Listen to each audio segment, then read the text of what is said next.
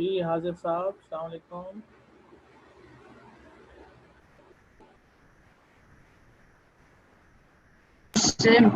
Sir मेरी आपकी एक क्लास मिस हो गई, उसकी रिकॉर्डिंग कहाँ से मिली?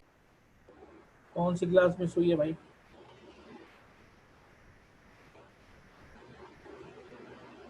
मैं आपको बता-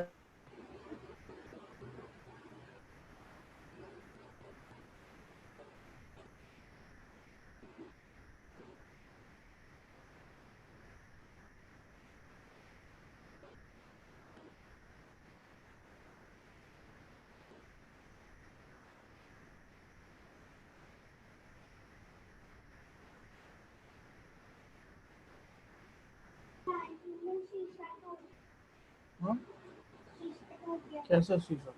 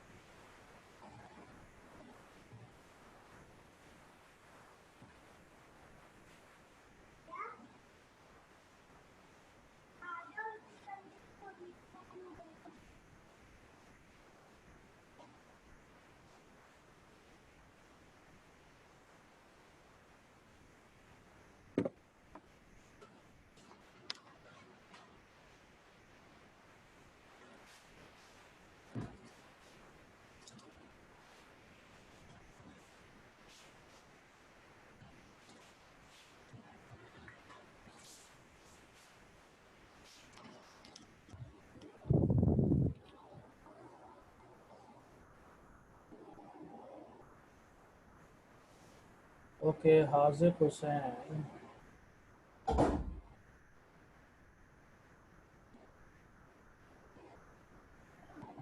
सर 14 की क्लास मिस हो गई, 14 की फुल क्या क्लास। टॉपिक बता बेटा, टॉपिक क्या था?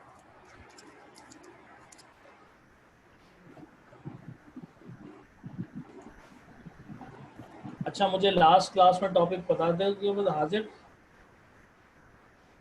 लास्ट क्लास में हमने क्या है? पार्टीशन ऑफ बंगाल के बाद गया था। पार्टीशन ऑफ बंगाल के बाद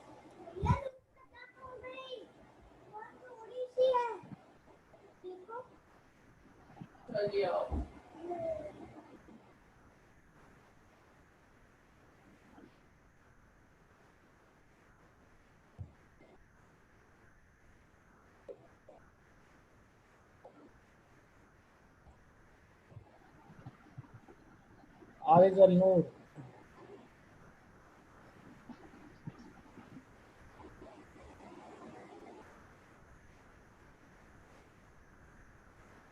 आरिज। हेलो। हाँ बेटा आरिज, क्या हाल है आपके? ठीक। लास्ट क्लास में कौन सा टॉपिक किया था बेटा? मुस्लिम लीग। फॉर्मेशन ऑफ मुस्लिम लीग की थी बेटा। ठीक हो गया, सही सही। चलो, वो जो जो कह रहा है ना, मेरी हाजिर कह रहा है मेरी क्लास मिस हुई है, तो मैं कहला मुस्लिम लीग ही हमने किया था। तो हम मुस्लिम लीग को रिवाइज करते हुए हम आज नया टॉपिक करेंगे जिसको हम लखनऊ पैक्ट कहते हैं बेटा। ठीक है, चलें let's start the things now. ये लोग क्यों सो के आए हैं भाई, जल्दी आ जाओ।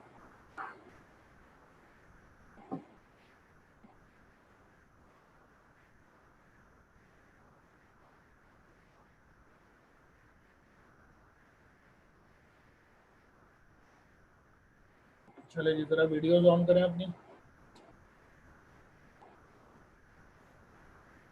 हाजिर इबादुस्सलाम, मोहम्मद अली, सचिन, मोहम्मद मुस्तफ़ा, ठीक हो गया, और मोहम्मद उस्मान कामरान, माशाल्लाह,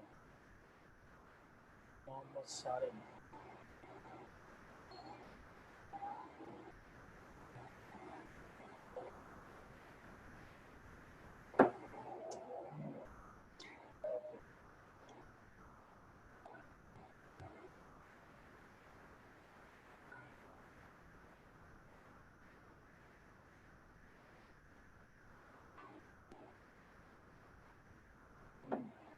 okay.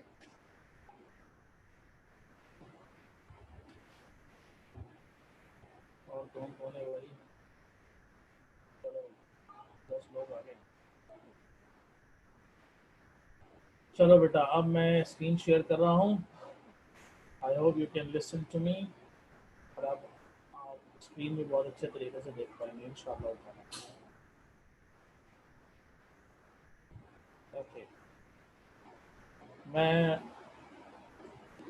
I will start the things from formation of Muslim league, क्योंकि ये कई दफ़ा हम नहीं, लास्ट टॉपिक क्या बताया था? फॉर्मेशन ऑफ मुस्लिम लीग ना बेटा। चले नहीं,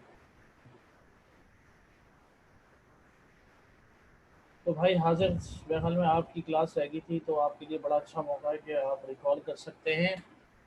and this is I think the topic number 3, reasons behind the formation of All India Muslim league. ठीक है, All India Muslim League, which was formed in 1906 at Dhaka, the capital of East Bengal. Remind you, recall you, East Bengal वो सूबा था जिसमें मुसलमानों की majority थी। What was that event? 20th annual session of Mohammedan Education Conference, जो कि ढाका में हो रही थी ईस्ट बंगाल में 1906 में। और मैंने आपको बताया था Mohammedan Educational Conference, sir Syed Ahmad Khan ने पहली दफ़ा एक कॉन्फ्रेंस बुलाई थी 1886 में। एंड फिर ये कॉन्फ्रेंस हर साल होती थी। सर सैयद का इंतकाल हुआ 1898 में, और उसके बाद भी ये कॉन्फ्रेंस चलती रही बेटा। तो इसका 20th एनुअल सेशन था। This is a group photo of the participant, obviously the Muslims of specially from East Bengal, they were accumulated, ये इकट्ठा हुए थे, they were gathered, okay, and among that one of the leaders जिनका नाम नवाब सलीमुल्लाह खान था, he proposed to make a separate political party for the Muslims of India, and the name was suggested All India Muslim League, and इसको हम all India मुस्लिम confederacy भी कहते हैं। अब तुम जरा नाम पे गौर करो थोड़ी देर के लिए, ऑल इंडिया मुस्लिम लीग। तो ये खुदा के लिए मत लिख लेना कि जब ऑल इंडिया मुस्लिम लीग बनी तो उनके कॉन्स्टिट्यूशन में ये बात शामिल थी कि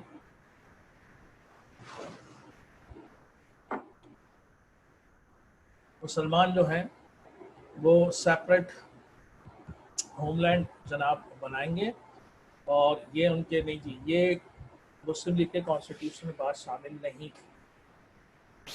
नवाब वक़ार उल मुल्क ऑल इंडिया मुस्लिम लीग के पहले प्रेसिडेंट बने। ठीक है, नवाब सलीमुल्लाह खान ने सजेशन दी, उस सजेशन को माना गया। Sayyid Amir Ali. Sayyid Amir Ali was the first one to establish a branch of Muslim League in London, Britain. Maulana Muhammad Ali Johar wrote the Constitution of Muslim League, और objective या AIIMS and objective set किए गए, आपके notes में लिखे हुए। Very quickly मैं बता दूं, कि मुस्लिम लीग जब बनी कि तो उसका कॉन्स्टिट्यूशन क्या था। कॉन्स्टिट्यूशन लिखा था मौलाना मोहम्मद अली जौहर ने। What was the constitution, what was the law, what was the aim and objective? Number one, to have better understanding with British government in India, to have better relations with the other minorities of India। याद रखिएगा हम भी minority में थे, Hindu majority में थे, हम minority थे, हम लार्जेस्ट माइनॉरिटी थे। और भी माइनॉरिटीज थी तो उनके साथ भी अच्छे रिलेशंस की, मतलब ये भी सेट किया था ऑब्जेक्टिव कि to create a good relation with other minorities of India. और बेटा सबसे इम्पोर्टेंट ऑब्जेक्टिव ये था to fight for the political rights of the Muslims of India, क्योंकि उस वक्त की सबसे बड़ी पॉलिटिकल पार्टी, उनको मुसलमानों की कोई फिक्र नहीं थी, वो सिर्फ हिंदुइज्म को प्रमोट करते थे। This was the flag of Muslim league, ठीक है। और जब पाकिस्तान बना तो बेटा मुस्लिम लीग के भी बहुत से हिस्से बन गए। अब तो नवाज ग्रुप अलग है, फंक्शनल ग्रुप अलग है, कायद आजम ग्रुप अलग है, ये सारे ग्रुप अलग अलग हो गए, ठीक है। मुस्लिम लीग वो नहीं रही जो जनाब 1906 में मुस्लिम लीग बनी थी। मोहम्मद अली जिन्ना साहब ने मुस्लिम लीग 1913 में ज्वाइन की। हमने वर्किंग करनी है और ये 14 मार्च और 7 मार्च में क्वेश्चन आता है कि what were the reasons behind the formation of Muslim League बेटा।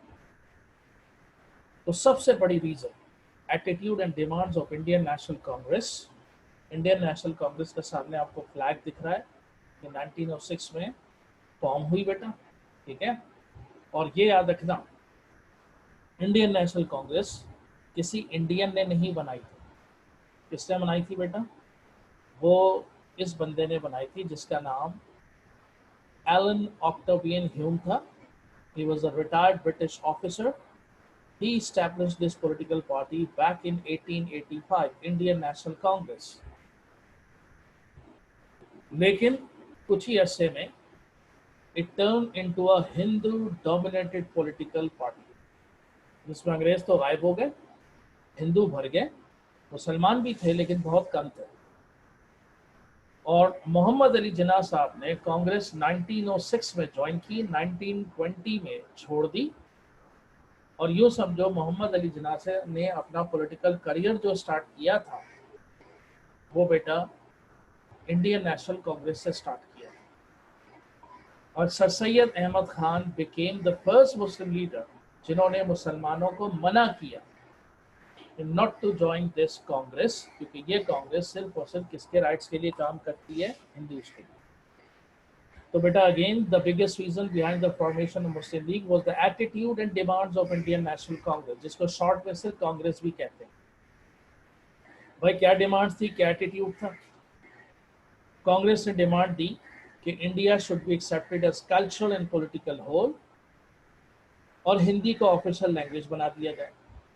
हालांकि मुसलमानों की मेन लैंग्वेज उर्दू थी, उर्दू को इग्नोर करके हिंदी को ऑफिशियल लैंग्वेज बनाया जाए, पूरे इंडिया को कल्चरल और पॉलिटिकल होल माना जाए बेटा। So Congress would only promote Hindu views and ideology. Congress जो है वो सिर्फ हिंदू आइडियाज और व्यूज को आइडियोलॉजी जनाब थी उनकी। And what Muslims of India thought when they saw the attitude of Congress?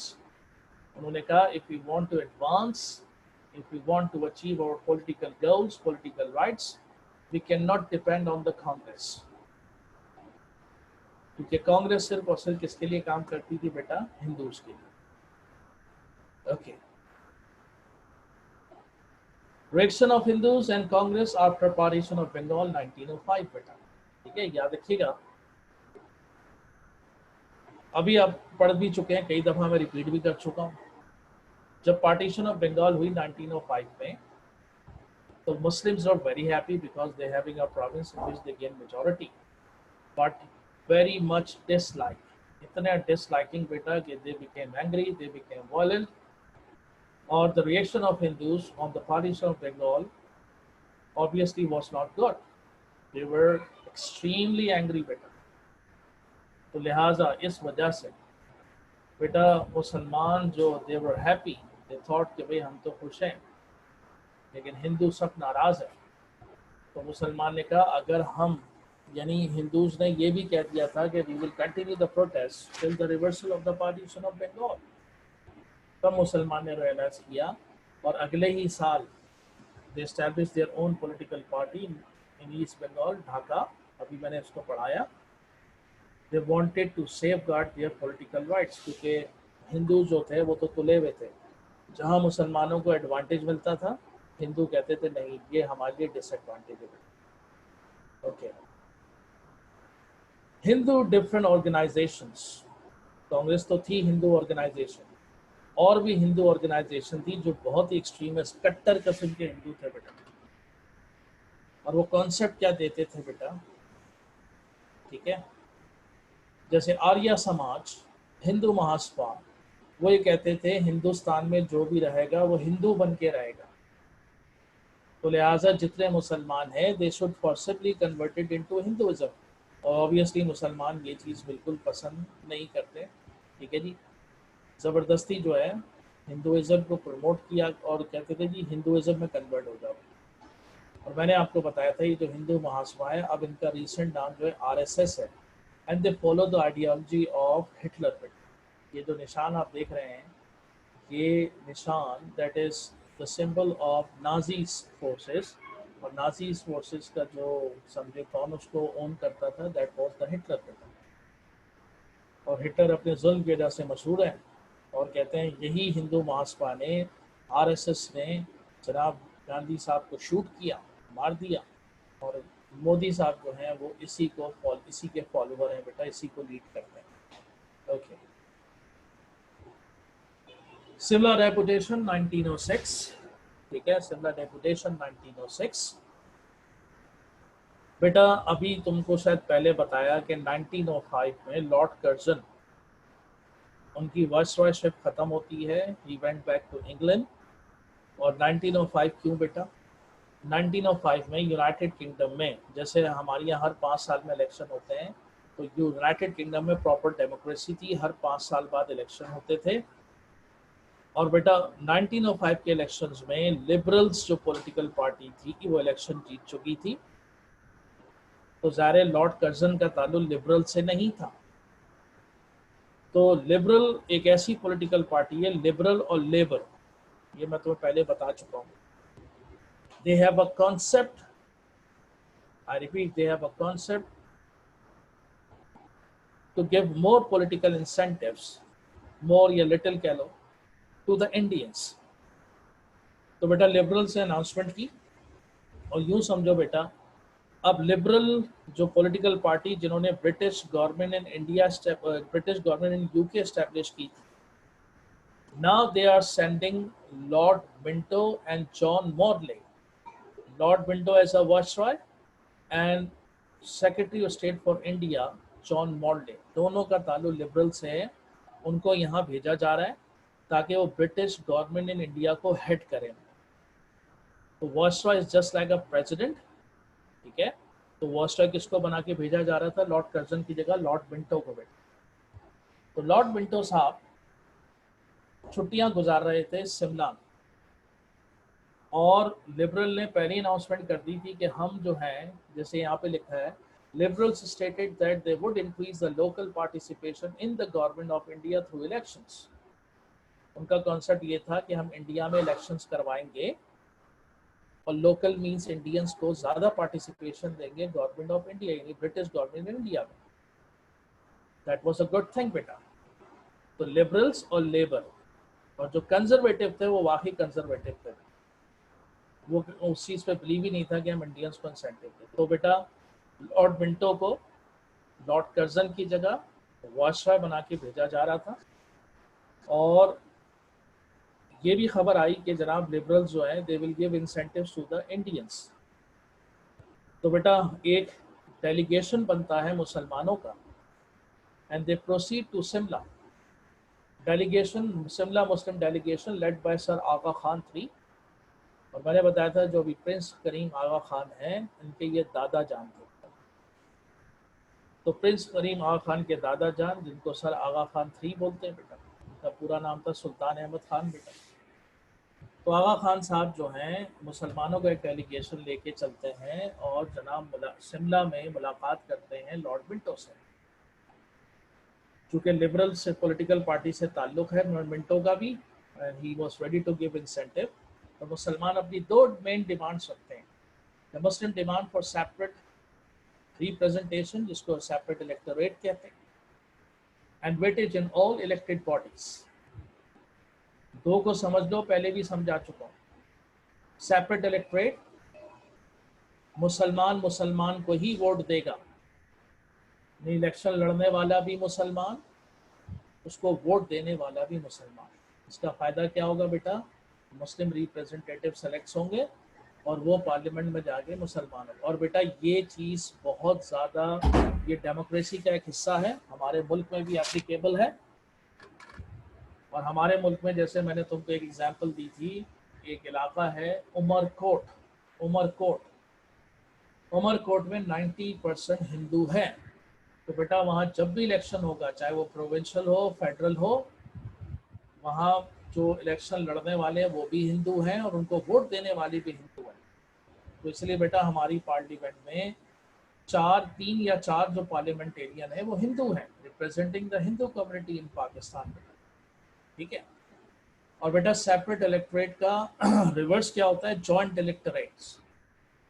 तो यूनाइटेड किंगडम और जॉइंट इलेक्टोरेट बेटा उसको फायदा पहुंचाती है जो मेजॉरिटी में।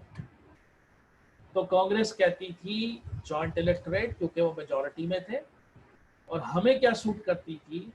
Separate electorates. ना सिर्फ हमें बल्कि दूसरी माइनॉरिटीज को भी सेपरेट इलेक्टोरेट बहुत ज़्यादा सपोर्टेबल।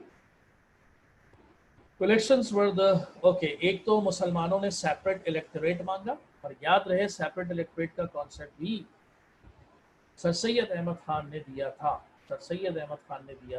तो इसीलिए मैं सर सैयद अहमद खान को एक फ्यूचरिस्टिक पॉलिटिशियन मानता हूँ। उन्होंने इवन पाकिस्तान का भी आइडिया बहुत पहले दे दिया था। सेपरेट इलेक्टोरेट का भी आइडिया उन्होंने मुसलमानों के दिमागों में रखा। तो सेपरेट इलेक्टोरेट मांगा, और ये वेटेज का फार्मूला भी, वेटेज का आइडिया भी, ये भी सर सैयद ने दिया था। बेटा वेटेज क्या है सुन लो एक दफ़ा फिर बता रहा हूँ। वेटेज क्या होता है? हम माइनॉरिटी में थे, सपोज एक इलाका है, चलो बंगाली को ले लो, जिसमें बेटा नो डाउट 60% हिंदूज है, 40% मुसलमान है, या समझो 70% हिंदू है और 30% मुसलमान है। तो मुसलमान कहता था कि हमें जो इलेक्शंस में सीटें दो, ठीक है, हमें जो इलेक्शंस में सीटें दो, तो हमारे पॉपुलेशन वेटेज के हिसाब से, अगर हम 30% of the population of Bengal हैं, तो we need 30% seats in the Bengal बेटा। ठीक है बेटा। तो ये दोनों डिमांड्स को लॉर्ड मिंटो ने बोला कि अपकमिंग जो इंशाल्लाह आ रहा है, what we can say parliament reform, जिसको हम अगला टॉपिक है हमारा पढ़ने जा रहे हैं, उसमें ये दोनों चीज़ों को एक्सेप्ट करेगा। And that was a great news. तो सिमिलर डेपुटेशन बेटा ये भी एक टर्निंग पॉइंट है कि लॉर्ड मिंटो को हमारी दोनों डिमांड्स का मानना। और सिमिलर डेपुटेशन, मैं फिर कह रहा हूँ, एक पॉलिटिकल पार्टी का नाम नहीं है, ये सिर्फ एक डेलीगेशन था, एक काफिला था, एक वक्त था। तो लिहाजा when they came with this great news, फिर उसके बाद बोला नहीं, अब हमें पॉलिटिकल पार्टी बस कंफर्म कर लेना चाहिए। तो बेटा याद रखना इस सिमिलर डेपुटेशन की importance. Simla agreement upturned in the Muslim-British relation and helped to remove the previous bad feelings between the two sides. Similar deputation में हमारी बात को मानना, that opened the new relations with the British, a good relation with the British, with the Muslims, और वो bad feelings दूर होती हैं from both sides पे। और सबसे important बात, it also paved the way for the demands of a separate homeland। हालांकि उससे separate homeland की बात नहीं की गई थी, लेकिन it opened the way, ठीक है, it opened the way of, ये कहते हैं separate electorate का मानना, accept होना by the British, That was the root cause in having a separate homeland for the Muslims of India. आगे चल के आप देखेंगे कैसे root cause बनता है. It also guaranteed the Muslim as independent role in political process. और बेटा सेपरेट इलेक्टोरेट का मानना, वेटेज का मानना, ये प्रूव करता है कि मुसलमान एक अलग कौम है, उसका एक इंडिपेंडेंट रोल है एक पॉलिटिकल प्रोसेस में. तो लिहाजा ये सब चीज़ें जो है सिमिलर डेपुटेशन की वजह से as a result led to the formation of All India Muslim League. चले जी. Political role of Muslim League in making Pakistan 1906 till 1947. Muhammad Ali Jinnah joined in 1913. Lucknow Pact signed between Congress and Muslim League. Jinnah led the Muslim League. Simon Commission rejected by the Muslim League, led by Jinnah. Jinnah's 14 points 1929, an official document जहाँ पे हमारी political समझो demands को एक official recognition मिलती है. Allama Iqbal, the president of Muslim League, from the platform of Muslim League, he gave the speech in Allahabad where he demanded for a separate homeland for the Muslims of India. Round table conference London में होती है. जिन्ना साहब lead करते हैं मुस्लिम league को. 1937-1945 elections, इसमें भी मुस्लिम league became the leading political party for the Muslims of India. Pakistan resolution 1940 जिसमें हम पाकिस्तान के लिए अपनी एफर्ट्स को स्टैंप लगा देते हैं. वर्ल्ड वॉर 2 में no doubt Muslim League was there to fight for their to win Pakistan बेटा. ठीक है, ओके. ये पास पेपर्स के क्वेश्चन है और मैंने कहा था कि ये एक्सपेक्टेड क्वेश्चन जो है ये 2 क्वेश्चन के सॉल्यूशंस तुमको मिल जाएंगे और इसी सॉल्यूशन के तहत तुमने ये वाला क्वेश्चन करना था. पता नहीं किसी ने किया है नहीं किया. The Muslim League was established in 1906 due to the similar deputation attitude of Congress. Explain your answer बेटा. ठीक है, और ये 7 मार्क के क्वेश्चन ये भी सॉल्व हैं और ये भी सॉल्व हुआ. और ये मैंने कहा था what were the demands of Muslims Muslim delegation बेटा. ठीक है, वो 2 डिमांड्स है जो आपने यहाँ पे लिखनी है. चलिए आज का टॉपिक मॉडर्न मिंटो रिफॉर्म 1909. ये एक पॉपुलर नेम था. इसका ओरिजिनल नाम ऑफिशियल नाम क्या था? Indian Council act 1909. ये लॉर्ड मिंटो साहब की पिक्चर है और लॉर्ड मिंटो को he was a viceroy. He replace Lord Curzon back in 1906 और 1907 बेटा. ठीक है, और लॉर्ड मिंटो को कहा जाता है father of communal electorate in India. So he was the one who accepted the separate electorate for the Muslims of India as well as the other minorities. इसीलिए इनको father of communal electorate in India कहते हैं. दूसरे साहब जिनका liberal, ये भी liberal political party से थे, ये भी लिबरल पॉलिटिकल पार्टी से थे. इन दोनों को भेजा गया British government in UK to run British government in India. Viceroy is just like a president, secretary of state for India just like what बेटा, just like the prime minister. दोनों को पहला टास्क ये मिला कि तुमने ऐसा रिफॉर्म डिज़ाइन करना है, ऐसा कॉन्स्टिट्यूशन बनाना है, ऐसा एक्ट बनाना है जो इंडियंस को फेवर दे. इंडियंस की लोकल गवर्नमेंट में पार्टिसिपेशन को बढ़ाओ. और ऐसा करना ज़रूरी क्यों हो गया था? क्योंकि बेटा पार्टीशन ऑफ बंगाल की वजह से the British were facing tough time. ये चीज़ भी पढ़ा चुका हूँ, समझा चुका हूँ बेटा. ठीक है, पार्टिसिपेशन जो थी उसमें जनाब जो British had a tough time from the Hindus who were giving obviously some very bad time to the British. But the things were not under control और लॉर्ड मिंटो साहब पे assassination attempt भी हुई थी बेटा. तो तब ब्रिटिश ने बोला भाई ऐसा रिफॉर्म सेट करो जिसमें इंडियंस को ज़्यादा से ज़्यादा इंसेंटिव दो. तो बेटा मॉडर्न मिंटो रिफॉर्म्स 1909. तुम्हारे सिलेबस में बेटा 4 रिफॉर्म्स हैं. रिफॉर्म का दूसरा नाम कॉन्स्टिट्यूशन है, तीसरा नाम एक्ट है, ACT एक्ट. तो बेटा कानून सिंपल कानून कहते हैं. सारे कानूनों को मिला लो, सारे कवानीन को मिला लो तो a set of laws on which country runs, a set of laws on which country runs, we used to call them constitution, reforms, act. ठीक है, एक्ट मीन्स सिंपल कानून को कहते हैं. चले साहब, अब तुमने फर्स्ट रिफॉर्म में क्या देखना है? ये 4 मार्क का क्वेश्चन आ सकता है और मैं चाहूंगा कि आप इसको उतार दीजिए. What were Modern Minto reforms 1909 में, ठीक है। The Parliamentary reforms became the law in 1909 as an Indian Council Act, यानी Parliamentary reform का जो ऑफिशियल नेम था वो इंडियन काउंसिल एक्ट था। इसके मेन पार्ट में तुम्हें बता रहा हूँ। The importance of the council which were in large, बेटा दो किस्म की काउंसिल्स थी, एक इंपीरियल एग्जीक्यूटिव काउंसिल थी, एक प्रोविंशियल काउंसिल।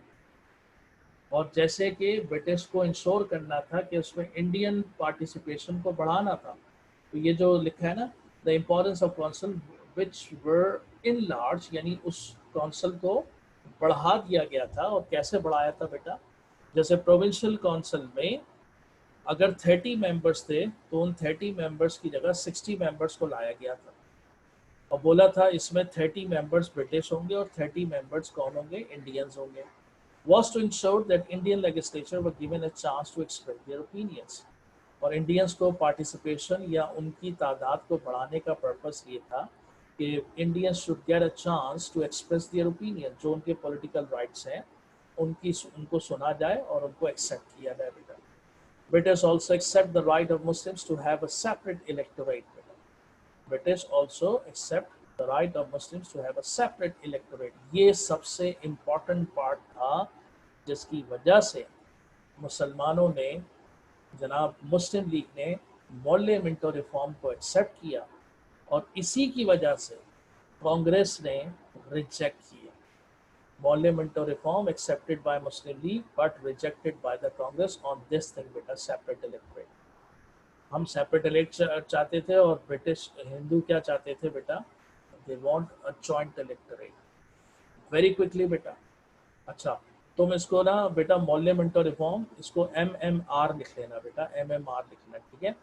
तो बेटा यू हैव जस्ट 2 मिनट्स, इसको आराम से तुम उतार सकते हैं। ये 4 मार्क का क्वेश्चन हो सकता है, अभी तक आया नहीं है, तो बेटा ज़रा जल्दी से उतारो, ठीक है, जब तक मैं तुम्हारी अटेंडेंस लगा लेता हूँ बेटा, ठीक है। Please note down. I hope तुम्हारे सामने स्क्रीन पे वो चीज़ आ गई होगी, what were the parliamentary reforms, ठीक है। तुम्हारी अटेंडेंस ले लो बेटा।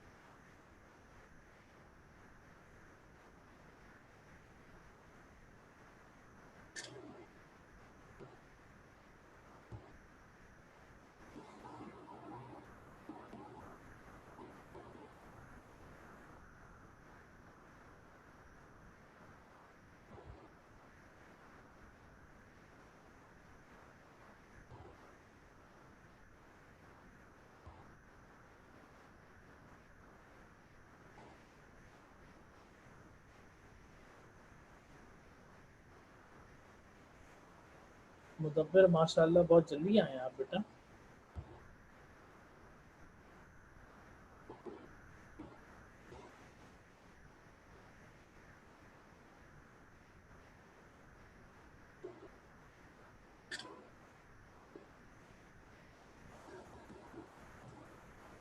आई hope you have noted down बेटा।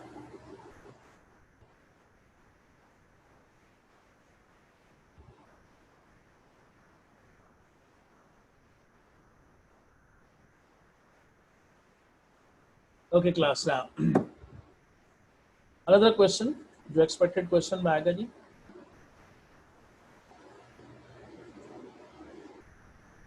Why were parliamentary reform 1909 accepted by the Muslim League बेटा? The British accepted the rights of Muslims to have a separate electorate, which was main demand for the Muslim League. Separate electorate की वजह से बेटा मुस्लिम लीग ने parliamentary reform को no doubt full time acceptance दी। Higher position of Muslim जो कि minority थे rather than Hindus majority in the council despite their much smaller number. Congress को एक और बात पे आग लगी कि हम मेजॉरिटी में हैं, हमारे जनाब राइट्स कह लो या हमारी डिमांड्स को याद रहे, कांग्रेस की मेन डिमांड सेल्फ रूल की थी बेटा, ठीक है। तो higher position of Muslims who were in minority rather than Hindus who were in majority in the council despite their much smaller number. Acceptance of separate electorate by British became the root cause to obtain the separate homeland for the Muslims of India in the future. ये बात मैं तुमको अभी थोड़ी देर पहले बता चुका हूँ. अच्छा, ये एक्सपेक्टेड क्वेश्चन आ सकता है बेटा. और रहा सवाल ये वाला बेटा, ये 7 मार्क का क्वेश्चन तुम्हारे पास सॉल्व है. ठीक है. Why were parliamentary reform 1909 rejected by the Congress बेटा? कांग्रेस बेटा याद रखना इनकी main political demand self rule और दूसरी डिमांड क्या थी बेटा, जॉइंट इलेक्टोरेट की. और उन दोनों को कोई बहुत ज़्यादा लिफ्ट नहीं कराई थी बेटा. जॉइंट इलेक्टोरेट तो खैर रिजेक्ट कर दिया था और सेल्फ रूल भी कोई बहुत ज़्यादा नहीं दिया था बेटा. ठीक है. ठीक है. तो बेटा सुन लीजिएगा. The British accepted the rights of Muslims to have separate electorate because annoyed Hindus who saw it a concession too far. बाकायदा ब्रिटिश को ब्लेम किया कांग्रेस ने कि तुमने बहुत ज़्यादा कंसेशन दिए मुसलमानों को, हालांकि वो माइनॉरिटी में और सेपरेट इलेक्टोरेट पास करना that open the way of discrimination, क्योंकि ये कहते थे कि हमें जॉइंट इलेक्टोरेट चाहिए. Congress wanted more responsibility means more self rule which the British government in India were not prepared to give. वो कहते थे हमें ज़्यादा से ज़्यादा अथॉरिटी चाहिए लोकल गवर्नमेंट्स में, जो कि ब्रिटिश गवर्नमेंट इंडिया जो कि ज़्यादा रूलर थे, they were not ready to give. Self rule was the goal for the whole country with the Hindus as a dominant force. Obviously self rule जितना ज़्यादा मिलेगा हिंदू डोमिनेट करेगा, क्योंकि हिंदू मेजॉरिटी में है और हम माइनॉरिटी में है. Hindus also resented the relative high position of Muslim in council despite their much smaller number. Hindus इस चीज़ पे भी नाराज़ था कि जनाब वही चीज़ जो मैंने पिछले अभी बताया कि मुसलमान जो है उनका क्वांटिटी कम है, उनका नंबर कम है, लेकिन उनको बहुत ज़्यादा इंसेंटिव दिया है. We are in majority and we have very much less incentives with that. तो मैं एक दफ़ा फिर रिपीट कर रहा हूँ. The British accepted the right of Muslims to have separate electorate which annoyed the Hindus who saw it as concessions to far. Congress wanted more responsibility, self-rule, which the BGI means British government India were not prepared to give. Self-rule was the goal for the whole country with the Hindu as the dominant force.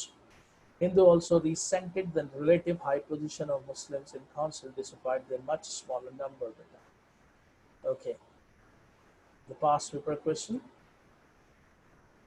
मैंने कहा ना कि ये question solve है, ये आप question बेटा उतार लो, बल्कि इसका तुमने आंसर अभी उतारा है. ये क्वेश्चन है वो जो तुमने आंसर अभी उतारा है, व्हाट वर पार्लियामेंट्री रिफॉर्म्स. अगर चाहो तो उसके ऊपर ये क्वेश्चन लिख लो. वो क्वेश्चन जो सॉल्व है, what were the terms of the Indian Council Act of 1909, why did Congress oppose the parliamentary reforms of 1909, why did the Muslim League accept. हाँ, ये काम तुमने करना है बेटा. ठीक है. You have to do this work. ठीक है. Why did Muslim League accept the parliamentary reforms of 1909? Please note down this question बेटा. अगर आप मेरी बात सुन रहे हैं तो इस क्वेश्चन को उतारिए बेटा. Why did Muslim League accept the parliamentary reform? Please note it down.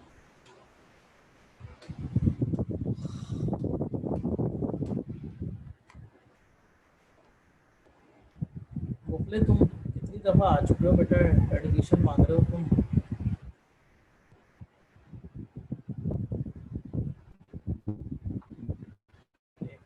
मुफले भाई से बात करो. Meanwhile, just note down this question. Why did Muslim League accept the parliamentary reform of 1909? कौन है? हमजा फारूक.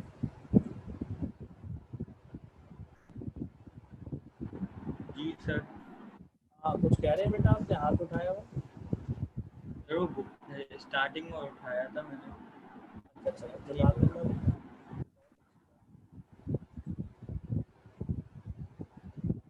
अच्छा, अब वो ये कौन है, मोहम्मद उस्मान कामरान जी बेटा. जी सर. सर मैं कहते ये जो 7 मार्क का क्वेश्चन है ये नोट्स में इसका आंसर है ना. जो हाँ आपने बेटा, मेरे को. देखो मेरी बात सुनो. देखो वो अभी मैंने तुम्हें कुछ पॉइंट्स दिखाए थे बेटा. देखो तुम अगर थोड़ी सी लॉजिक लगाओ, why did Muslim League accept the parliamentary reform of 1909 बेटा.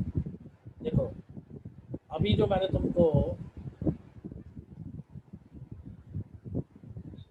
देखो बेटा ये तुम्हारे पास सॉल्व आंसर मौजूद है, ठीक है।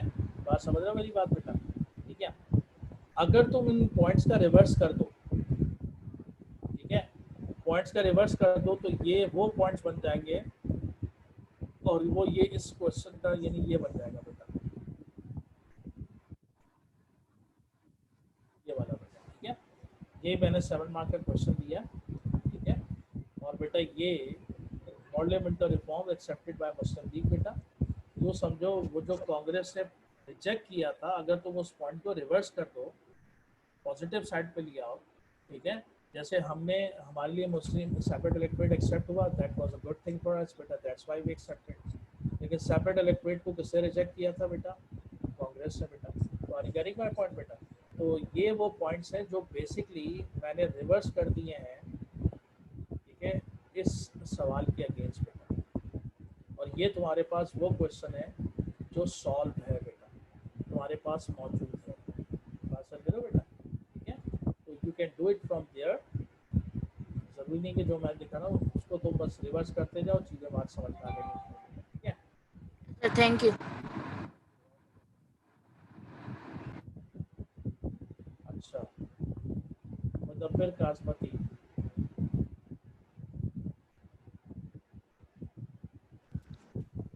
जी सर। वालेकुम बेटा। वालेकुम सलाम। I hope you just wake up. हैं? I am right? तुम अभी भी सो के उठे हो, ऐसे ही है? नहीं नहीं हैं? सर, गंदे नहीं बच्चे, नहीं। तुम अभी क्लास खत्म होने में 10 मिनट रह गया तब तुम तशरीफ लेकर आ रहे हो। जरा तुम अपनी वीडियो तो खोलो, जरा तुम्हारी शक्ल को देखो, जरा ओपन करो वीडियो। खोल लिया सर।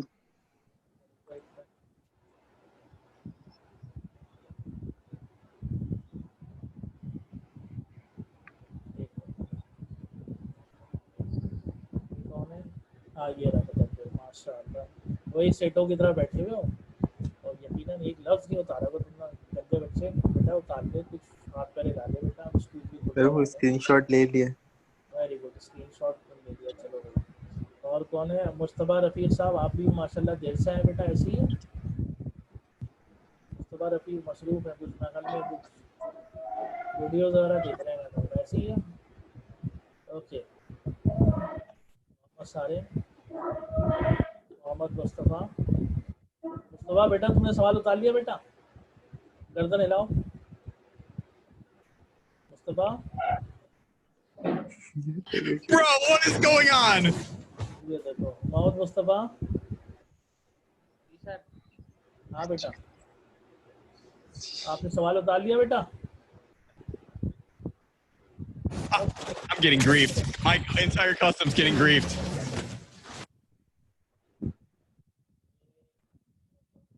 राजवती, बहुत अमेरिकन नौकरी रखने का शौक इसको बढ़ गया है बहुत ज़्यादा। ओके चलो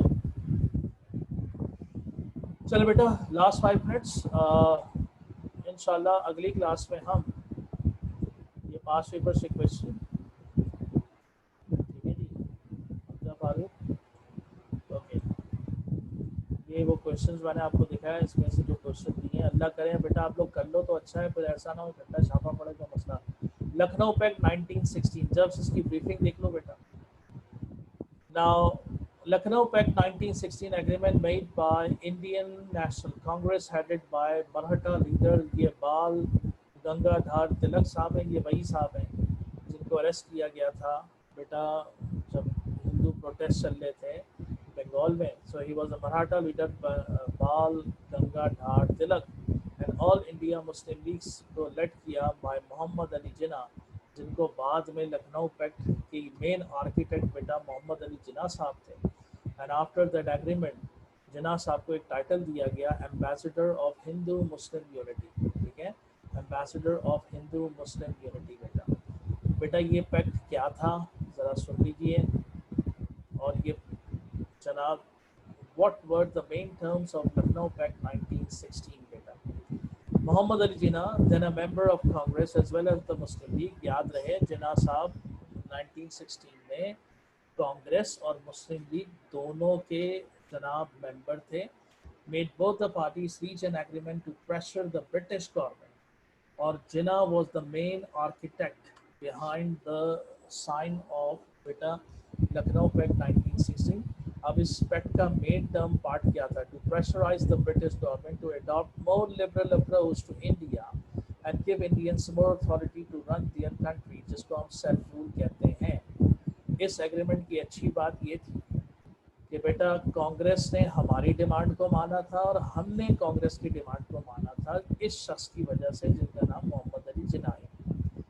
So I repeat, an agreement to pressurize the British government to adopt a more liberal approach to India and give Indians more authority to run their country means more self-rule. Besides safeguarding basic Muslim demands, और मुसलमानों की demands क्या थी? 1/3 representation in central government. अब बेटा यहाँ पे सुन लो, weightage आ गया है कि 1/3 पार्ट होना चाहिए मुसलमानों का सेंट्रल गवर्नमेंट में एंड सेपरेट इलेक्टोरेट, और साथ में किस बेस पे होना चाहिए? सेपरेट इलेक्टोरेट की बेस पे होना चाहिए. तो बेटा देखो यहाँ वेटेज भी आ गया, यहाँ सेपरेट इलेक्टोरेट भी आ गया और कांग्रेस की सेल्फ रूल की डिमांड भी आ गई, और ये कंबाइन होके एक यूनिटी क्रिएट करके फर्स्ट टाइम ब्रिटिश को प्रेशराइज किया जा रहा है कि जनाब इंडियंस जो British government to adopt a more liberal approach to India and give Indians more authority to run their country means self-rule given more to the Indians. Besides safeguarding the basic Muslim demand, which was the British in the British, yani 1/3 representation in central government and separate electorates. Now the next part, impact of Lucknow Pact 1960. The primary impact of Lucknow Pact was that it paved the way of greater Hindu-Muslim unity in India. बहुत बड़ी unity बन के सामने आई थी. While there had previously been more acceptance of the British rule by the Muslim, हालांकि मुस्लिम लीग ने parliamentary reform को accept कर लिया था, लेकिन उसके बावजूद ये इंडियन मुस्लिम यूनिटी वजूद में आई. The meeting at Lucknow brought the two sides together in firm opposition to British imperialism. Imperialism समझते हैं?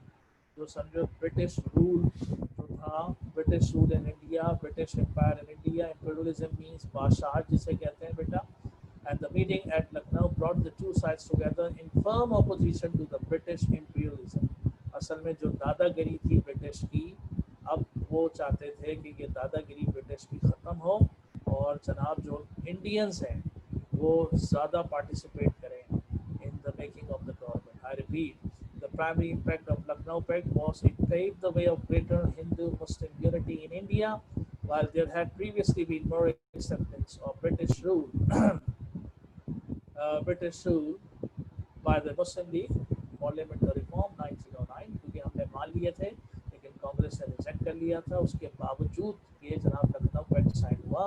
The meeting at Lucknow brought the two sides together in firm opposition to British imperialism. Last चीज देख लेते हैं बेटा, उसके बाद class खत्म हो जाएगी आपकी. Why did Lucknow Pact fail? Lucknow Pact fail क्यों हुआ बेटा? सुनो गौर से. It was impossible to both the parties to make a united India. ठीक है? The Hindus and Muslims were two different nations and they have different culture and civilization. Even जो political ideas थे वो भी different थे. Therefore, the Lucknow Pact failed to make a long-lasting cooperation in India among the Muslim and Hindus, especially during the Khilafat movement, जो हमारा अगला topic होगा. When Congress backed from the non-cooperation movement and Jinnah resigned from Congress in 1920. ठीक है?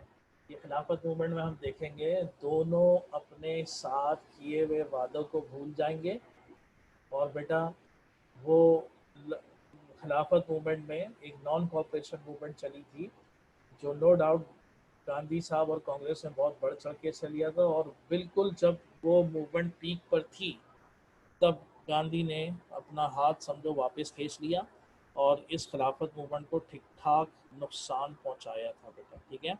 सो बेटा याद रखिएगा, that's the way जिसकी वजह से ये नॉन कॉपरेशन मूवमेंट जो है इसकी वजह से प्रॉब्लम आया. ठीक है बेटा? तो बेटा ये दैट वाज द एंड. ठीक है? मैंने जो आपको होमवर्क दिया बेटा प्लीज़ उसको करने की कोशिश कीजिएगा. कहाँ से करना है ये भी बता दिया और थोड़े से बेटा सीरियस हो जाए.